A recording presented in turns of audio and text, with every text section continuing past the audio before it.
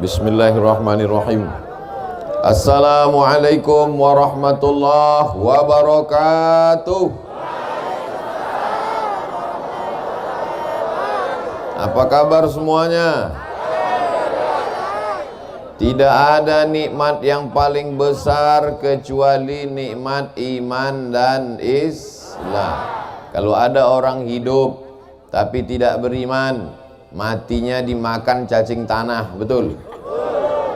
Kaya, punya duit banyak, punya jabatan, sawahnya seluas mata memandang, rumahnya sebesar lapangan sepak bola, mati apa tidak mati? Mati. Dan kalau sudah mati dimakan cacing tanah. Yang kekal abadi menghantar ke surga hanya iman dan Islam. Maka kita syukuri nikmat iman Islam ini dengan ucapan Alhamdulillahi Rabbil Alamin. Yang membuat kita beriman adalah dia patah giginya, berdarah pelipisnya, cinta kepada kita. Tidak dia minta malaikat untuk meratakan dunia ini dengan tanah, tapi dia minta supaya hidayah itu sampai ke Lampung. Maka kita balas kebaikannya dengan mengucapkan salawat Allahumma sholli ala Sayyidina Muhammad wa ala ali Sayyidina Muhammad. Salawat kita dari Lampung dibawa sampai ke makam Nabi Muhammad di Masjid Nabawi. Inilah salawat dari umatmu wahai Muhammad sallallahu alaihi wasallam. Dari mana salawat ini datang wahai para malaikat? Salawat ini datang dari Lampung. Belum masuk lontong sayur lagi, belum masuk nasi uduk lagi, tapi sudah salawat keluar dari mulutnya. Maka kita semua mendapatkan syafaatnya nanti insyaallah. Amin ya rabbal alamin. Dialah yang mengajarkan kepada kita, idza sa'altumullah, kalau kamu minta kepada Allah, kalau kamu berdoa kepada Allah, kalau kamu mohon kepada Allah, fas'aluhul firdaus, mintalah masuk ke dalam al-firdaus. Dan alhamdulillah, inilah orang yang belum mati sudah masuk firdaus. Banyak orang mati dulu baru masuk firdaus, tapi di Lampung sebelum mati sudah masuk di firdaus. Idza sa'altumullah, kalau kamu minta kepada Allah, kalau kamu berdoa kepada Allah, mintalah supaya masuk dalam surga jannatul. What is in a name? Apalah arti sebuah nama? Nama itu ada artinya. Ini dikasih nama Al-Firdaus supaya kita semuanya masuk ke dalam surga jannatul Firdaus. Nanti Abdul Somad kalau ditanya sama malaikat, hai Abdul Somad, maukah engkau masuk ke surga Firdaus? Aku sudah pernah ya malaikat, waktu di Lampung, tapi aku mau yang aslinya. Insya Allah semua kita nanti masuk dalam surga jannatul Firdaus. Semua yang hadir subuh ini dipersilakan malaikat, salamun qaulan, salamun selamat, qaulan ucapan, min rabbir rahim, dari Allah subhanahu wa ta'ala. Semuanya masuk ke dalam surga jannatul Firdaus. Tapi begitu terkejutnya orang Lampung, begitu sampai ke jannatul Firdaus, mereka terkejut. Mereka lihat di dalam sudah ada saya duduk duluan. Amin. Itu doa saya. Cara berdoanya begitu. Bagi yang nggak setuju ya nggak apa-apa. Setuju? Insya Allah semuanya masuk dalam surga. Man qala la ilaha illallah Muhammadur Rasulullah dakhalal jannah. Siapa yang mengucapkan la ilaha illallah Muhammadur Rasulullah, maka dia pasti masuk surga. Percaya atau tak percaya? Yang nggak percaya terserah. Tengok aja nanti masuk neraka. Saya yakin 1000%, karena yang mengucapkan itu wa ma yantiqu anil hawa in huwa illa wahyun yuha. Bapak Ibu mau punya anak kaya? Bapak Ibu mau punya anak kaya? Bapak Ibu mau punya anak punya jabatan tinggi? Bapak Ibu mau anaknya ganteng tapi sakau? Bapak Ibu mau anaknya kaya raya, mobilnya megah? Bapak Ibu mau rumah anaknya mewah? mau mobilnya mahal, tapi kena LGBT. Maka cara menyelamatkan anak kita tidak lain, tidak bukan, benteng terakhir menyelamatkan anak kita adalah dengan masuk pesantren. Daftarkan anak Anda segera ke pesantren Firdaus sebelum tanggal penutupan berikut ini. Sekarang semua orang belajar online, bukunya online, ustadznya online, santrinya online, ujiannya online, bayar uang sekolahnya offline, ceramah online. Tapi sekarang di Al-Firdaus online apa offline? Terserah, yang nggak paham online offline, yang penting ujungnya online. Orangnya nyata, hadir, kelihatan. Nih yang pakai baju merah, marun. Terserahlah mau marun mau merah. Yang penting ganteng-ganteng semuanya. Wajahnya ganteng, bekas wudhu, buah dari sholat tahajud tadi malam. Tahajud tadi malam. Tidak ada santri yang tidak tahajud. Kalau bukan tahajud bukan santri. Oleh sebab itu mereka ini di sini dididik, di pondok pesantren mereka dididik dari mulai mau tidur sampai bangun tidur. Itulah yang tidak sanggup dilakukan oleh orang tua sekarang. Sanggup bapak ibu mengawal, mengontrol anaknya 24 jam? Sanggup? Mana sanggup? Ibu sibuk, wanita karir, bapak cari nafkah, pergi pagi pulang petang, peras keringat, banting tulang, tunggang langgang, lintang pukang. Maka yang bisa mengontrol anak-anak ini dari mulai cara tidurnya miring ke kanan ke arah kiblat, bismika Allahumma ahya wa amut, sampai cara makannya tangan kanan, sampai cara nya tidak boleh menghadap ke kiblat, sampai cara masuk WC-nya kaki kiri duluan, keluar tangan kaki kanan. Maka yang bisa mendidik itu adalah para kiai di pondok pesantren. Kita doakan para kiai panjang umur, sehat badan. Bapak ibu melahirkan anak-anak ini, bapak yang mencari nafkah, ibu yang mengandung 9 bulan 10 hari. Betul? Di Lampung mengandung masih 9 bulan 10 hari. Alhamdulillah. Di tempat lain sekarang sudah franchise, cabang-cabang udah cepat aja. Sudah semuanya berproses begitu cepat. Nikah Januari, April lahir. Mereka ini dididik oleh pesantren. Memang yang mengandung ibu, yang menyusukan ibu, tapi yang mendidik adalah para alim ulama kita di pesantren Al-Firdaus. Maka guru-guru ini bukan lawan ibu. Ini banyak orang tua sekarang menganggap guru itu lawan. Kalau menjenguk anak ke sekolah, ke pesantren, dia tanya, mana telingamu yang dijewer guru, biar aku balas telinganya, aku balas jewer juga. Kalau menjenguk anak ditanya, mana kulitmu yang lebam, yang biru, yang dipukul, mau aku balas. Bukan begitu. Kita datang ke kiai, kita jumpai guru mereka, kita cium tangan guru itu. Terima kasih Pak Kiai, terima kasih Tuan Guru, karena engkaulah anakku bebas dari LGBT, karena engkaulah anakku bebas dari narkoba, karena engkaulah anakku selamat dunia akhirat. Karena guru, kita tidak bisa menggaji guru. Ada yang sanggup menggaji guru? Tidak ada. Lalu apa yang kita bayar itu hanya sekedar simbol saja. Guru inilah yang sudah mengajarkan. Guru digugu dan ditiru. Guru itu tidak semuanya ditiru. Dari mulai cara berpakaiannya. Jadi kami ikut cara berpakaian Ustadz Somad yang aneh pagi ini. Di mana-mana Ustadz Somad ceramah biasa pakai celana biasa, pakai sarung, pakai baju koko. Saya yakin dan percaya dari tatapan mata mau kulihat ada tanda tanya. Saya habis dari sini nanti ada perjuangan besar. Apa dia Pak Ustadz? Saksikan videonya nanti.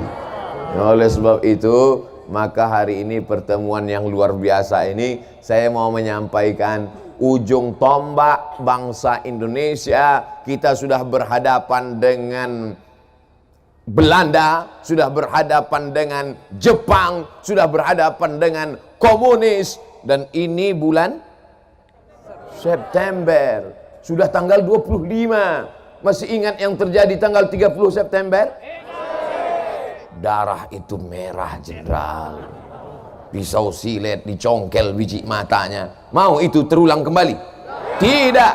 Maka benteng terlahir perlawanan kita adalah tembok terakhir membentengi anak-anak kita adalah pondok pesantren. Di mana-mana saya ceramah, tembok terakhir, tembok pesantren. Masalahnya di pesantren Firdaus nggak ada temboknya. Jadi saya biasanya kalau ceramah saya tunjuk tembok. Tembok itulah benteng terakhir. Kalau tembok itu tumbang, hancur anak-anak kita. Temboknya dari tadi saya perhatikan nggak ada. Beginilah pesantren yang ideal. Pesantren tanpa tembok menyatu dengan masyarakat. Sekarang kita melihat ada pondok pesantren di tengah kampung, temboknya setinggi mata memandang. Waktu di dalam tembok orang sholat berjamaah, di dalam tembok orang baca Quran, di dalam tembok orang jilbabnya panjang. Begitu keluar dari tembok langsung kelepak bala 6. Pesantren tidak berpengaruh terhadap masyarakat. Pesantren Al-Firdaus tidak demikian, menyatu dengan masyarakat. Makanya tadi saya tanya, ini kita di mana ini? Ini pesantren. Kok nggak ada pintu gerbangnya? Pesantren mesti menyatu dengan masyarakat. Pesantren mesti mempengaruhi masyarakat sehingga tak ada beda antara yang di luar dengan yang di dalam. Sama-sama baca Quran. Amin. Sama-sama sholat berjamaah. Amin.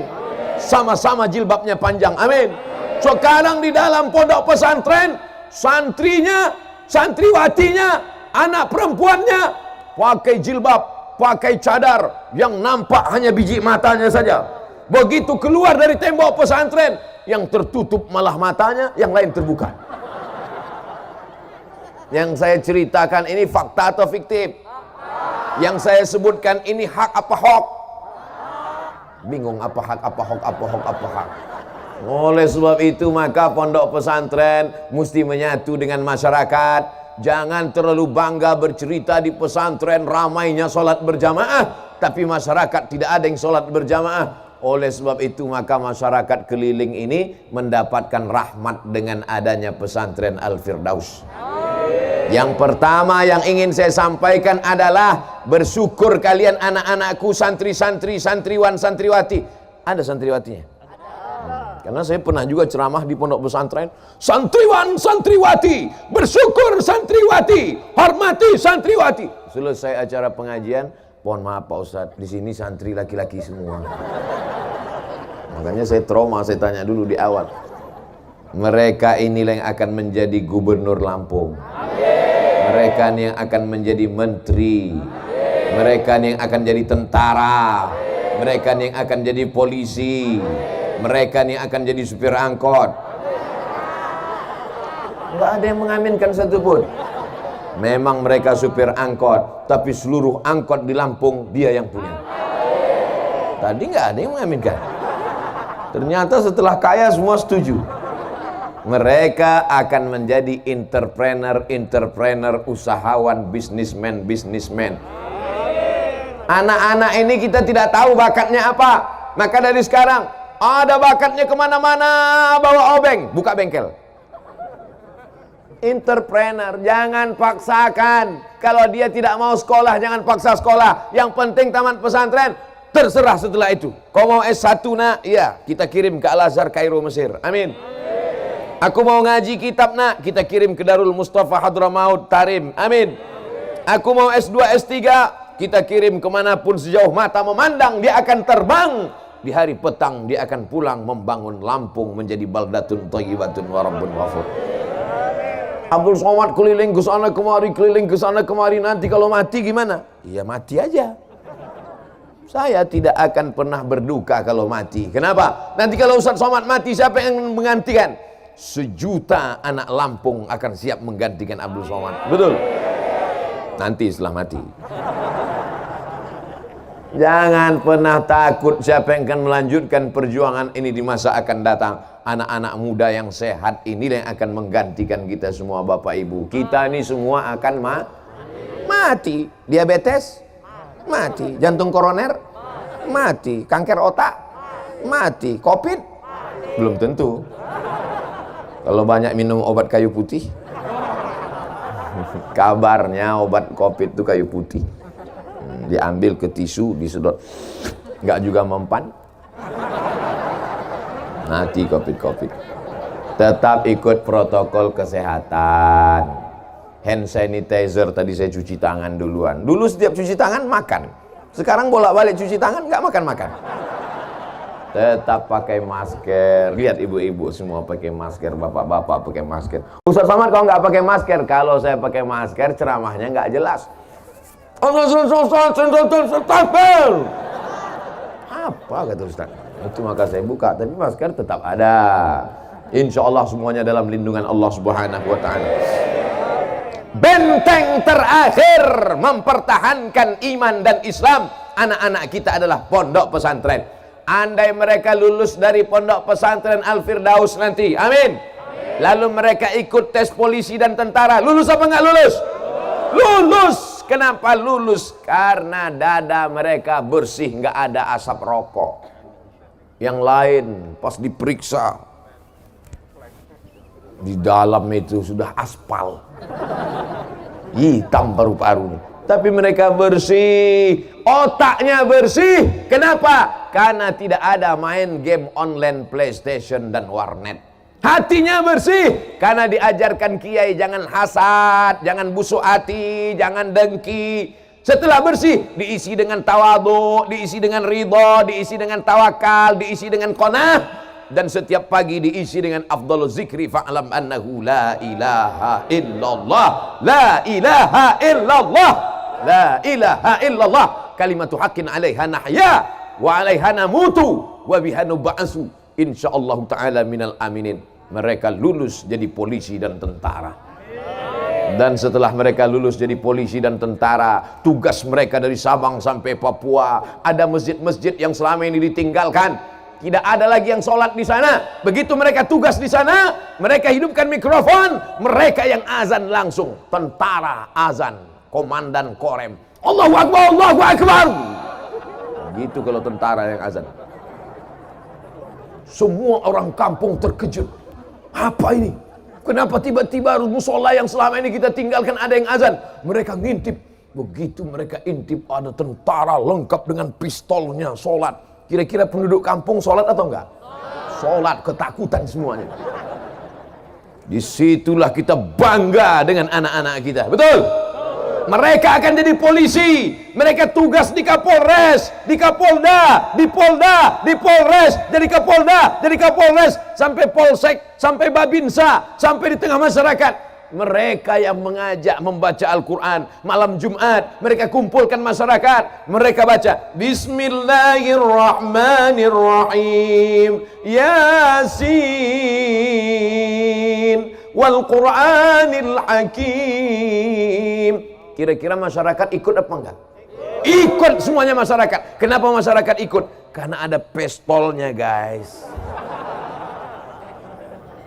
Bangga atau tidak kalau polisi dan tentara menghidupkan surau, langgar dan musola? Bangga atau tidak? Takbir. Tetap cinta negara kesatuan Republik Indonesia. Jangan benturkan antara takbir dengan la ilaha illallah dengan Pancasila. Kenapa? Karena yang memperjuangkan Pancasila, yang memperjuangkan NKRI adalah mereka dulu yang meneriakkan Allahu Akbar mengusir Belanda. Betul? Apa teriakan Bung Tomo dulu ketika mengusir Belanda? Apa teriakan dulu ketika mereka mengusir Jepang?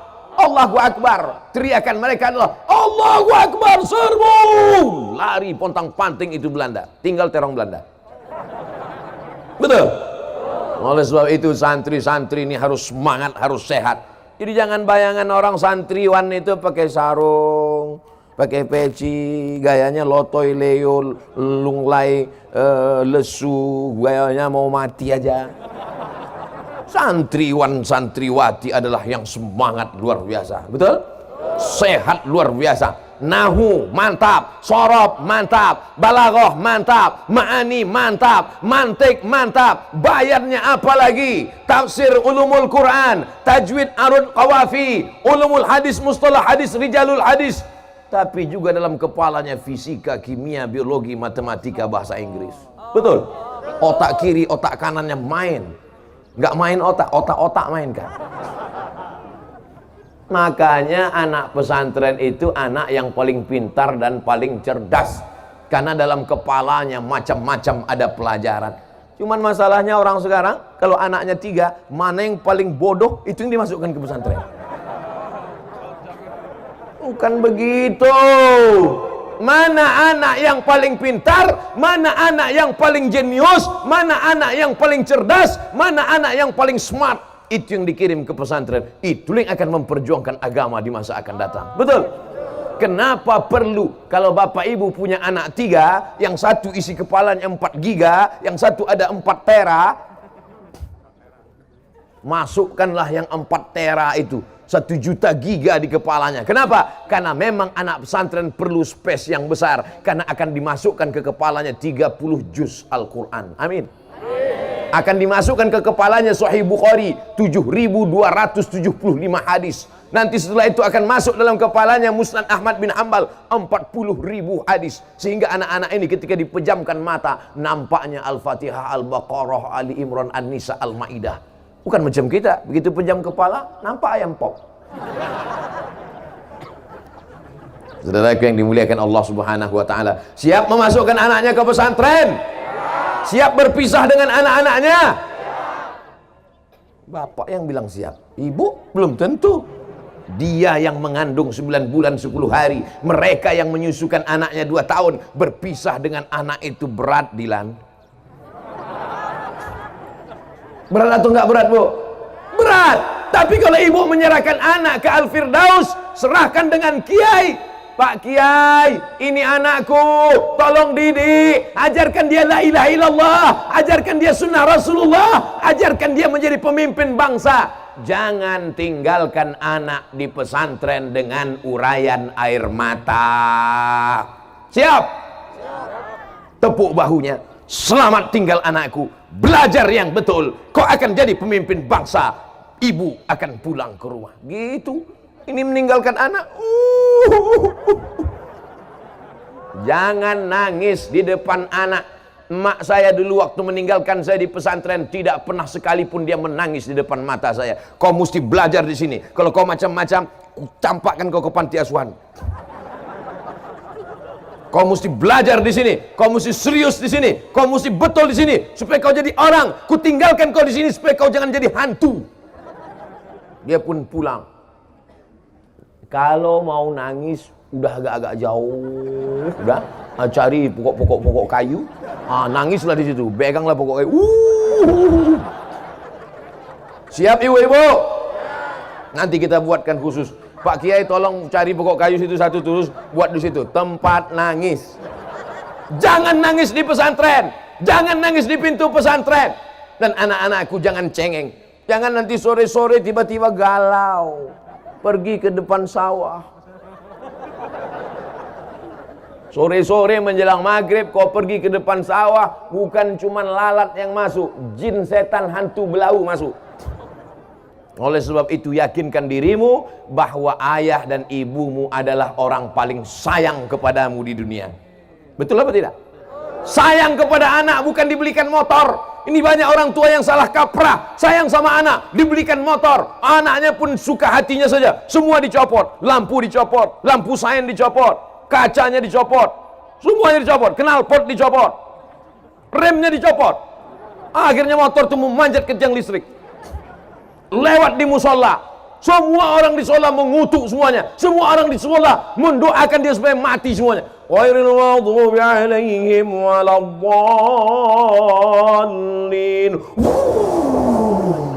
Apa kata orang di musola? Mampus. Amin. Mampus betulan. Tapi anak-anakku sekalian, kalian belajar di sini. Tapi Pak Ustadz, kami mau masa muda. Nanti kalau kamu di pesantren, nanti kami nggak pandai naik motor. Ustadz Abdul Somad sekarang kemana-mana naik motor terus. Di sini aja nggak dikasih naik motor. Oleh sebab itu makanya tidak ada masa muda yang terlewatkan. Anak-anak pesantren tetap semangat. Masih semangat?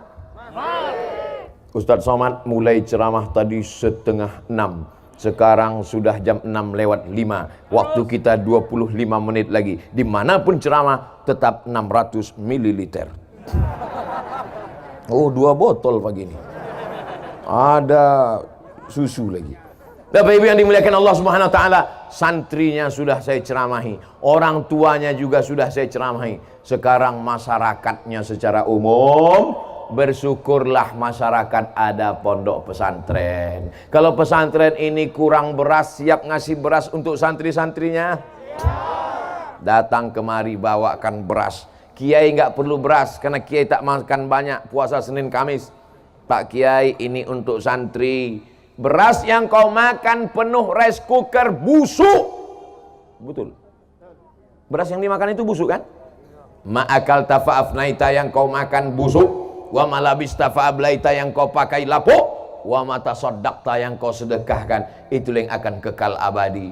Pondok pesantren kalau kurang kelas datang kemari, temui Pak Kiai, temui guru. Pak Kiai, mana yang kerasnya kurang? Saya mau lihat.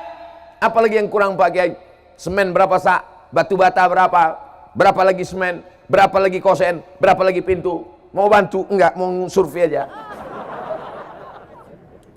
Kau bangun rumahmu besar, kamarnya 10, kamar mandinya 20. Kau bangun rumahmu sejauh mata memandang. Ketika kau akan mati, kau tetap akan masuk ke dalam lubang tanah 2 meter kali 1 meter. Tidak sabar tanah itu menjepitmu. Kata tanah, sudah bergoyang-goyang itu tepi kubur itu mau menjepitmu. Begitu kau masuk ke dalam, langsung saja. Begitu cerita sedekah, langsung kotak-kotaknya sudah siap. Are you ready to rock? Sebarkan kotak-kotak. Jangan sebar ke bapak-bapak, mereka nggak ada punya duit. Semua duit mereka dipegang ibu-ibu. Sebab ibu ini takut mereka kawin lagi. Betul kan, Bu? Betul kata ibu. Sebarkan ke ibu-ibu, sebarkan ke bapak-bapak, sebarkan ke Pak Polisi dan tentara, sebarkan ke sahabat-sahabat kita dari Banser, Ansor, sebarkan kepada semuanya. Jangan tengok duitnya berapa, tapi lihatlah keikhlasannya. Ada yang 100.000 ikhlas, ada yang 2.000 enggak ikhlas. Mana yang bagus? Saudara yang dimuliakan Allah Subhanahu wa taala, kalau ada di dompetmu 1 juta, dengar baik-baik, fokus, masih konsen. Kalau di dompetmu ada 1 juta yang kau masukkan ke kotak sedekah 100.000, setelah itu kau mati, yang kau bawa mati yang 100.000 apa yang 900? Nampaknya kurang fokus karena belum sarapan pagi. Kalau di dompetmu ada 100, saya pula yang nggak fokus. Kalau di dompetmu ada 1 juta, 100.000 kau masukkan dalam kotak sedekah. Setelah itu kau pulang ke rumah, mati. Yang kau bawa mati yang 900.000 di dompet, apa yang 100.000 yang masuk ke dalam?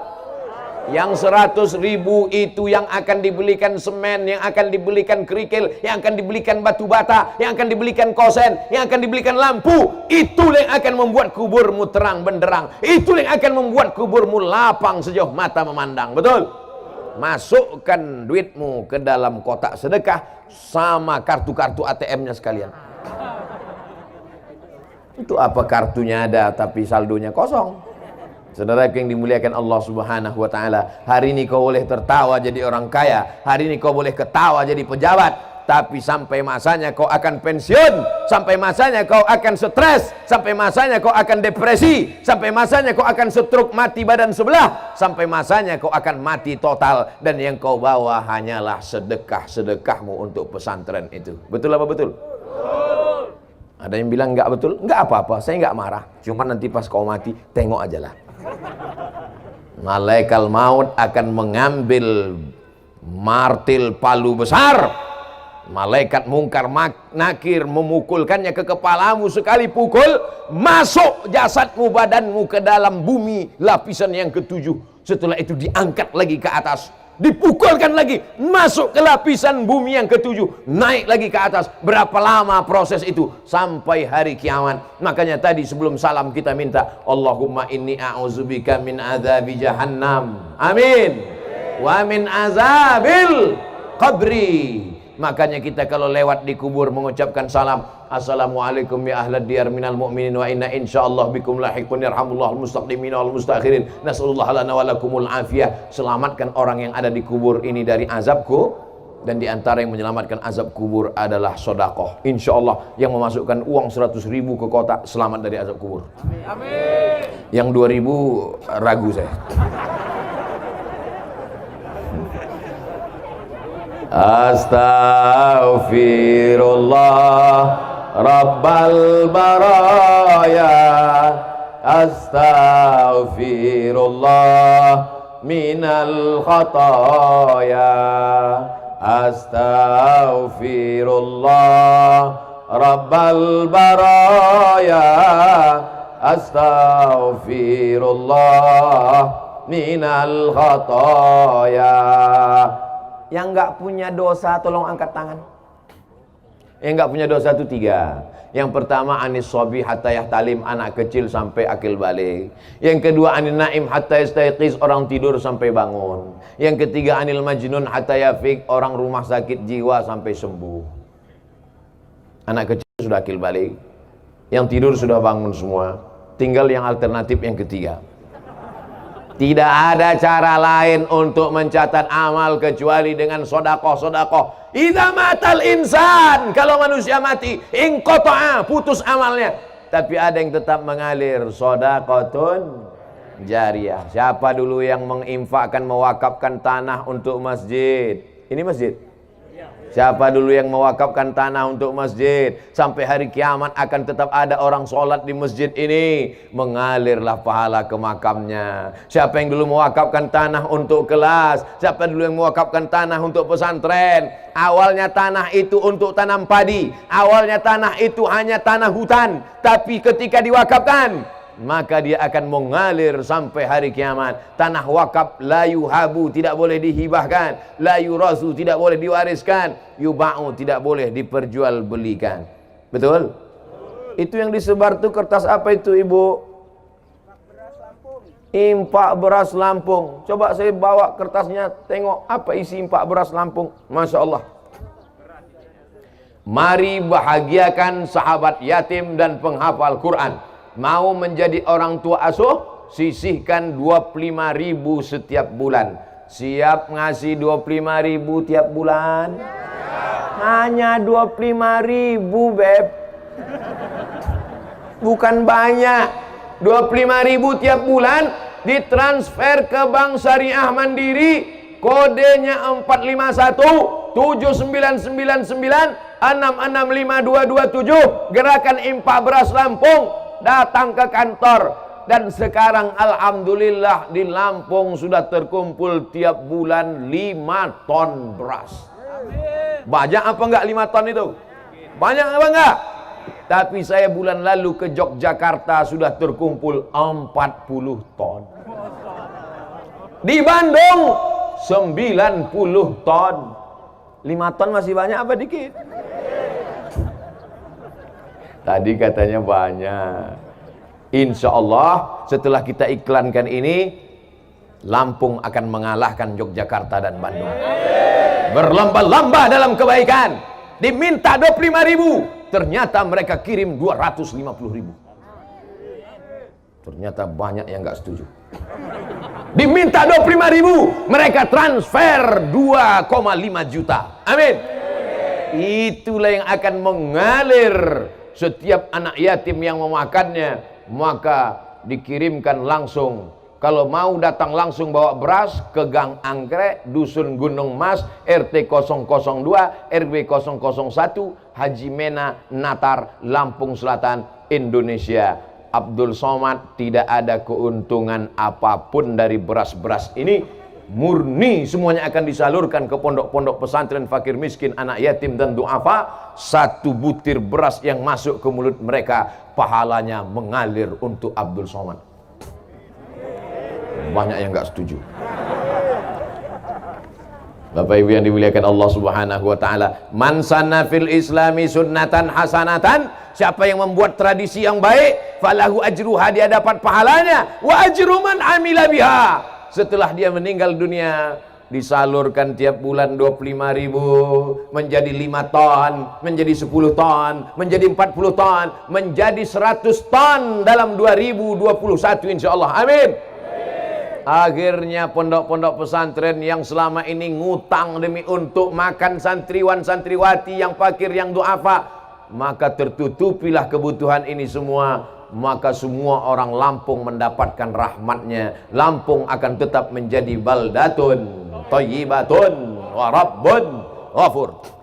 Berkumandang solawat di seluruh Lampung, berkumandang zikir baca Quran di seluruh Lampung. Maka apa janji Allah? Walau anna ahlal qura amanu, kalau penduduk Lampung itu beriman, wattaqau, penduduk Lampung itu bertakwa, beriman, bertakwa, la fatahna alaihim barakat, kami akan bukakan barokah-barokah dari langit, turun hujan, kelapa-kelapa pun lebat, durian-durian pun lebat. Ada pokok durian? Pisang-pisang pun lebat, padi-padi pun lebat.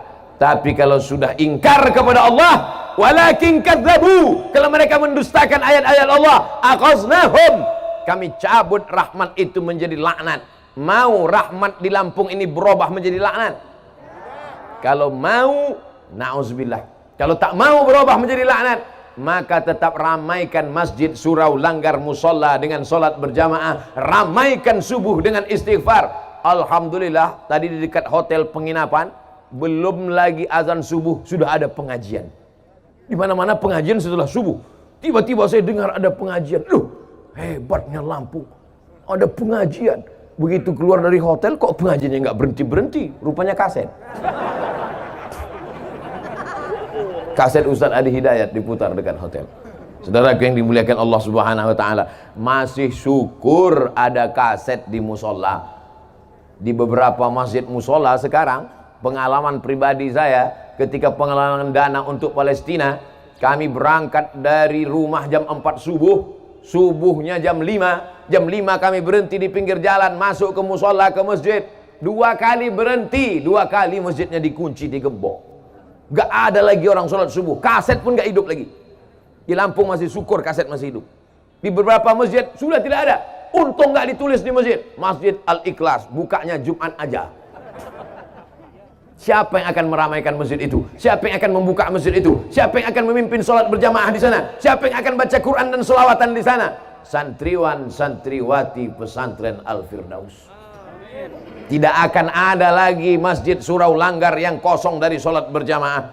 Tapi santriwati-santriwati yang tidak bisa azan, santriwati-santriwati yang tidak bisa membaca Quran bersuara melengking seperti laki-laki, mereka akan tetap melahirkan mujahid-mujahid fi sabilillah.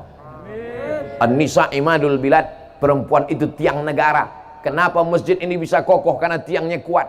Coba kalau masjid ini tiangnya dari batang pisang, sudah lama tumbang, betul? Kenapa Ustaz Somad bisa gagah berdiri tegak di sini? Karena tiang pentas ini besi. Coba kalau tiangnya dari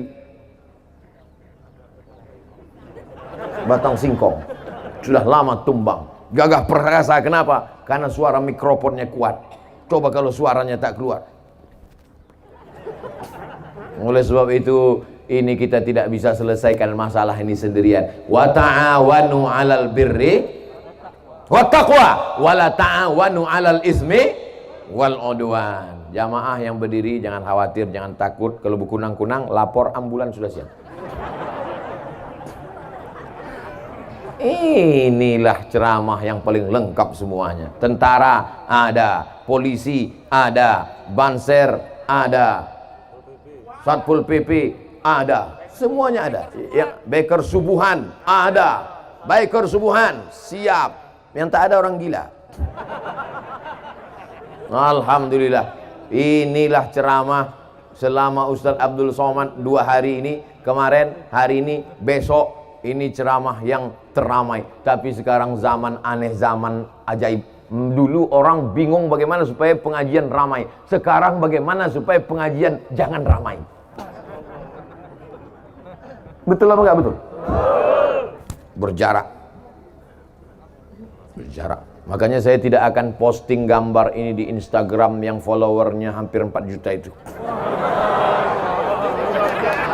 Kenapa? Dikhawatirkan akan menimbulkan fitnah. Kita tidak mau ada fitnah. Dan Pak Kiai, saya mohon doa, mudah-mudahan kita istiqomah dalam iman dan Islam. Minta doa sama Kiai. Kalau ketemu sama Kiai minta doa.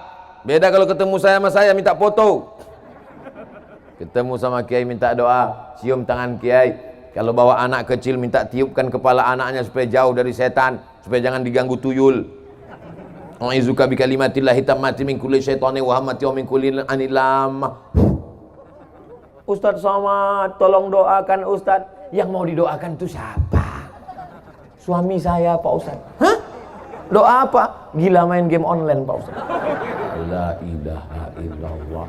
Mungkin suami saya diganggu setan Pak Ustadz. Kata setan, aku sudah lama nggak ganggu dia.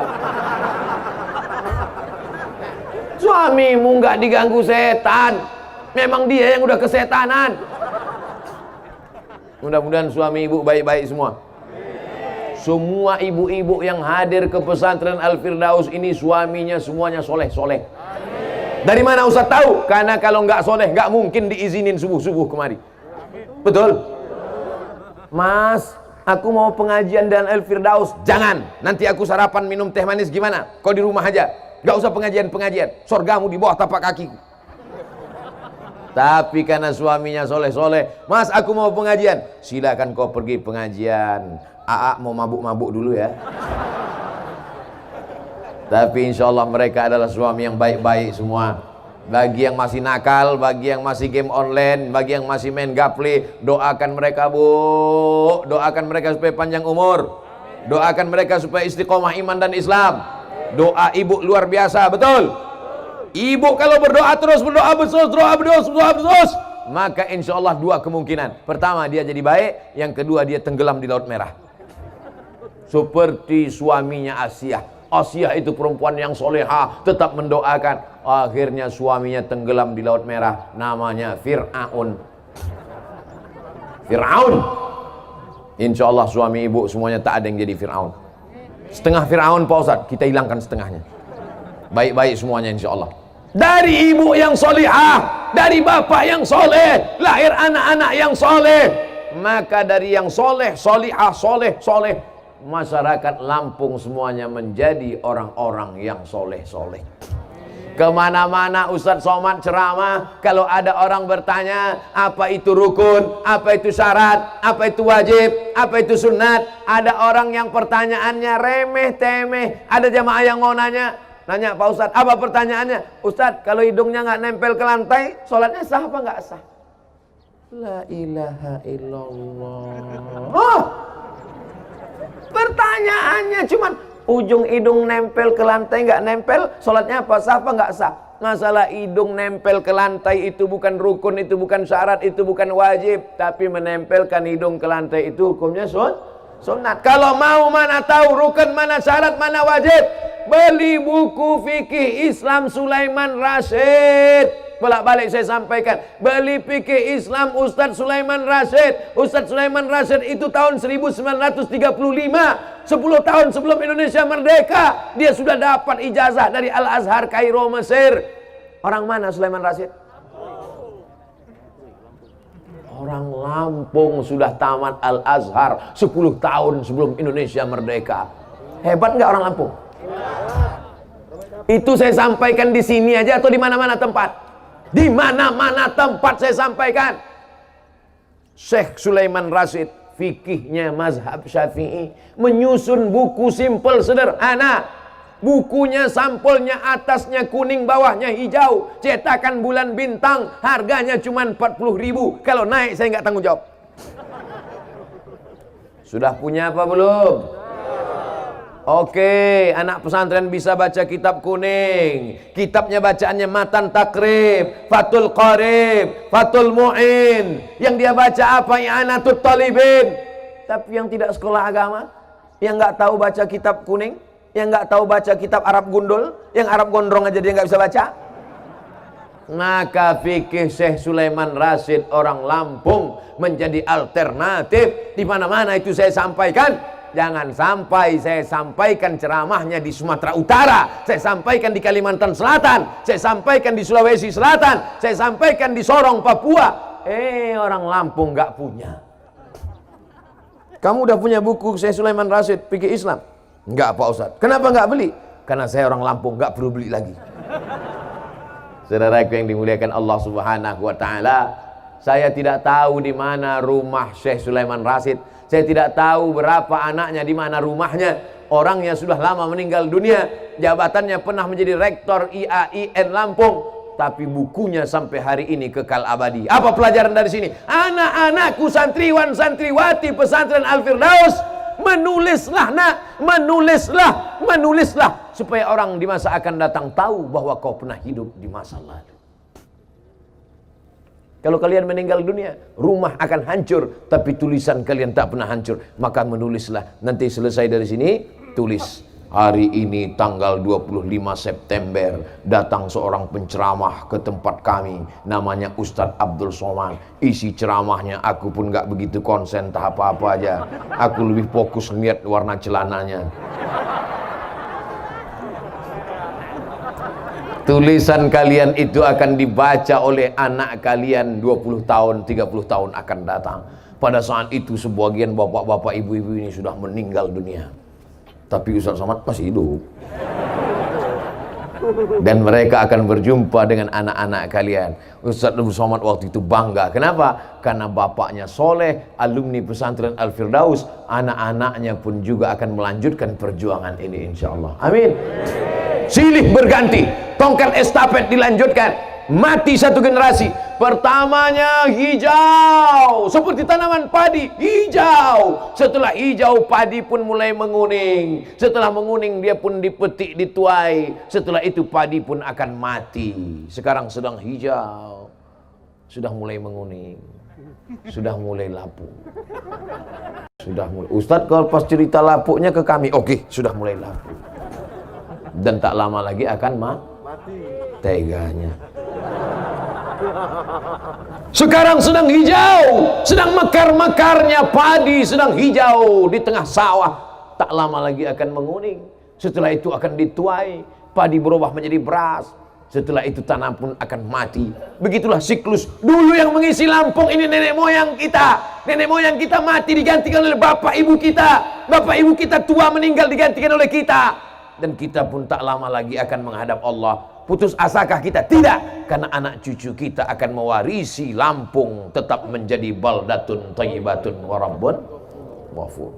Waktu memisahkan kita. 60 menit bersama orang soleh tak terasa. Betul? Kalian iyalah duduk. Aku berdiri dari tadi.